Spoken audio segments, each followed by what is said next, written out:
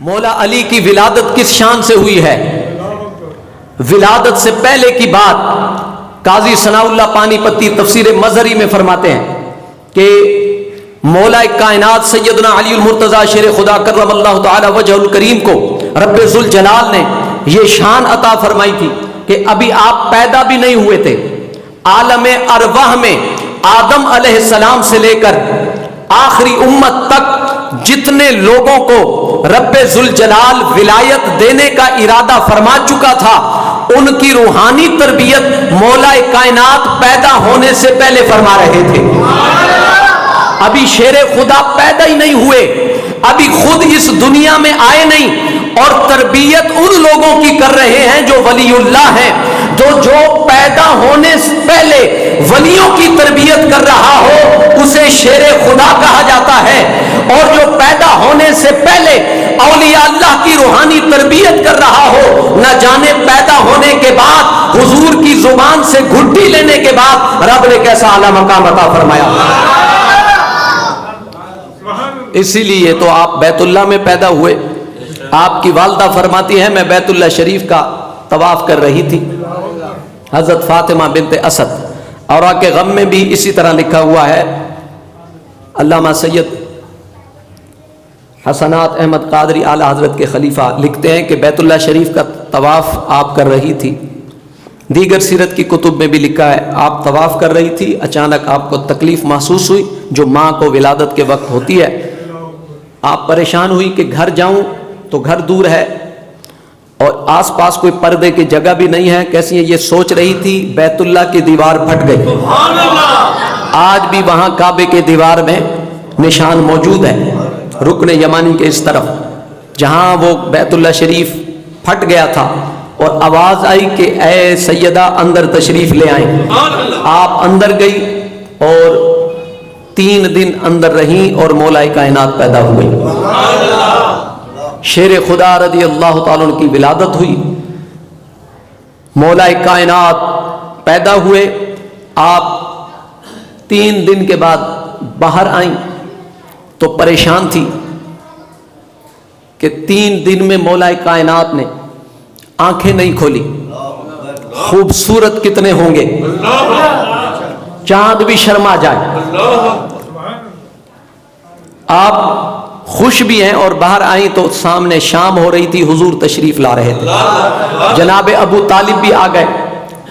آپ پریشان ہیں, رو رہی ہیں. حضور تشریف لائے اور فرمایا کہ میری ماں روتی کیوں ہے.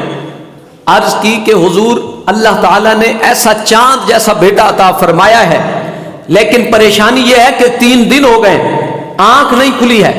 3 دن سے میں پریشان ہوں, آنکھ نہیں کھول رہے ہیں. حضور علیہ السلام نے فرمایا پریشان نہ ہو, آنسو صاف کر لے, اس کی آنکھیں کھلوانے والا بھی آ گیا ہے. آپ نے لیا, فرمایا اسے میری گود میں دے دو. جیسے گود میں لیا, منہ کے قریب کیا اور اپنے لعاب, اپنے ہونٹ مبارک مولا کائنات شیر خدا رضی اللہ تعالی عنہ وعلیہ السلام کرم اللہ تعالی وجہ الکریم کے قریب کیے. اور شیر خدا نے جب یہ محسوس کیا کہ حضور کی زبان مبارک میرے منہ کے قریب آ رہی ہے, آپ نے زبان کو چوسنا شروع کیا اور آنکھوں کو کھولنا شروع کر دیا. ادھر زبان بھی چوس رہے ہیں.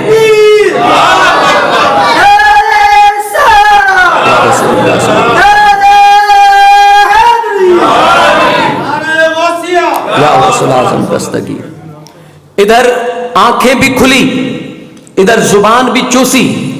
دیکھ کر حیران ہو گئے تو اب ماں کے ہاتھ میں دیا.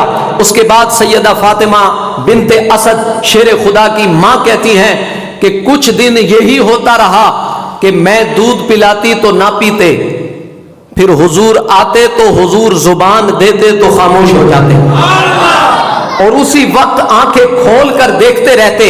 تو اس شیر خدا کے علم کا کوئی کیا بیان کر سکتا ہے جو ماں کے پیٹ میں بھی اتنا عالم ہو کہ عالم ارواح میں اولیاء کی تربیت کر رہا ہو, اور اب کعبے میں پیدا ہو کر بھی اسے اتنا علم ہے کہ ابھی آمنہ کا لال آیا نہیں جسے دیکھ کر آنکھیں کھولنی ہے.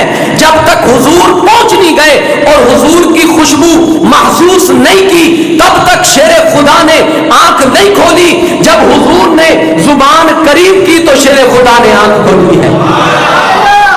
شیر خدا اس حال میں پیدا ہوئے کہ حضور علیہ السلام کی گود میں جب آپ آئے تو پہلی مرتبہ آپ کے پیٹ میں جو خوراک گئی وہ لعاب مصطفیٰ ہے۔ گھٹی اس لیے دی جاتی ہے کہ جس کے ہاتھ سے گھٹی دی جائے یا جس کا جھوٹا کھلایا جائے، پیدا ہونے والے مولود میں اس کی عادتیں آ جائیں۔ شیر خدا کی عظمت کو کروڑوں سلام، گھٹی بھی لی ہے تو آمنہ کے لال کی لی ہے۔ اور حضور علیہ السلام نے اکثر لوگوں کو گھٹی دی انگلی لگا کر شہد سے، لیکن شیر خدا کو، امام حسن مجتبیٰ کو اور امام عالی مقام کو اپنی زبان چسوائی ہے۔ یہ ساری خوشیاں حضور بھی ولادت کی ہی منا رہے ہیں۔ فرمایا سیدہ تجھے مبارک ہو، اللہ تعالیٰ نے تجھے ایک عظیم بیٹا عطا فرمایا ہے۔ حضور علیہ السلام نے فرمایا علی میرا بھائی ہے، لحموں کا لحمی، جسموں کا جسمی، دموں کا دموں، روحوں کا روحی، اس کی اور میری روح ایک ہی روح ہے، اس کا اور میرا جسم ایک ہی جسم ہے، اس کا اور میرا خون ایک ہی خون ہے۔ ایک جگہ فرمایا کہ علی اور میں ایک ہی درخت سے بنے ہیں۔ ایک جگہ حضور سید عالم صلی اللہ تعالی علیہ وآلہ وسلم نے ارشاد فرمایا کہ اگر کوئی شخص یہ چاہے کہ وہ جنت میں میرے ساتھ میرے درجے میں رہے تو وہ سیدنا علی سے محبت کرے۔ تو یہ محبت کی علامت ہے کہ جب مولا کائنات شیر خدا رضی اللہ تعالیٰ عنہ علیہ السلام کا دن آئے تو بندہ کم از کم مٹھائی لوگوں کو کھلا دے، نہیں تو کم از کم اپنے گھر ہی کھیر پکا کر بچوں کو کھلائے، لیکن کم از کم منافق نہ بنے۔ منافق آپ کیا سمجھتے ہیں؟ منافق آپ کو سامنے آ کر کہے گا کہ جی میں مولا علی سے بغض رکھتا ہوں، ایسے کہے گا کیا؟ منافق کا کام کیا ہوتا ہے؟ چھپ کر وار بھی کرتا رہے اور آپ کا دوست بھی بنا رہے، یہی کام ہوتا ہے نا۔ منافق آپ کس کو کہتے ہیں؟ اندر بھی رہے، آپ کا لبادہ بھی اوڑے رہے۔ آپ کیا سمجھتے ہیں کہ شیر خدا کے جو بغض رکھنے والے سامنے آئیں گے وہ چھپ چھپ کے آپ کو بس یہ کہتے رہیں گے ارے یہ ولادت آپ منا رہے ہیں تو یہ کس نے منائی ہے؟ اس کی تاریخ تو فلاں نے یہ لکھی ہے۔ سمجھ جاؤ یہ جو شیر خدا کے ذکر سے جل رہا ہے، بہانے بنا رہا ہے، یہ کھل کر تو بیچارہ سامنے آ نہیں سکتا، اسے پتا ہے کہ مار بڑی پڑنی ہے، اس لیے بہانے بنا کر چھپ کر اعتراض کرتا ہے۔ یہی جواب تو ہم دوسرے لوگوں کو دیتے ہیں جب وہ کہتے ہیں 12 کو تو حضور پیدا ہی نہیں ہوئے، تو ہم انہیں کہتے ہیں بھائی 12 کو چھوڑو، تم بتاؤ جشن مناؤ گے یا نہیں؟ یہی بات ہم حیدر کرار کے دشمنوں کو بھی کہتے ہیں، بھائی تم اتنا بتاؤ، اگر تمہیں تاریخ پتہ چل جائے مناؤ گے یا نہیں مناؤ گے؟ تو جسے منانا ہوتا ہے اسے اشارہ ہی کافی ہوتا ہے، اور ہمیں اشارہ مل چکا کہ حیدر کرار بیت اللہ میں 13 رجب کو پیدا ہوئے، اس لیے ہمارے لیے اتنا کافی ہے، اور ہم اسی طرح جب تک ہیں جشن مناتے رہیں گے۔